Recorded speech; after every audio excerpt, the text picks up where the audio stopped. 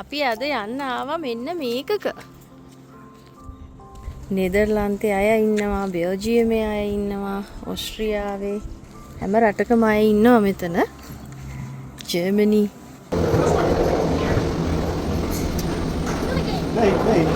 Cheers.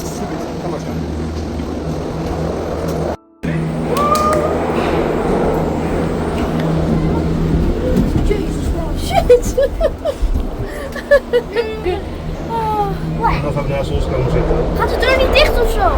මේ ඔයාලට පේන්නේ ඇල්ප්ස් කඳු. ඕස්ට්‍රියාවේ ස්විට්සර්ලන්ත මායිමේ තමයි අපි දැන් මේ ඉන්නේ. ඔන්න ඕකට කියන්නේ රෝදල් බාන් කියලා මෙහි. එහෙම කේබල් කාර් එකේ ගිහින් ඔය පේන රෝදල් බාන් එකෙන් පල්ලෙහාට ඉන්න තමයි කට්ටිය දැන් බලන් ඉන්නේ. මෙහි ලස්සන දැක්කහම මට ඔයාලා මතක් වුණා. අපි මේ යන්නේ ඇමියුස්මන්ට් පාක් එකක් වගේ එකට. ඉතින් මෙතනින් එහාට ගිහින් වෙච්ච දේ මම ඊළඟ වීඩියෝ එකෙන් ඔයාලට අරගෙන එන්නම්.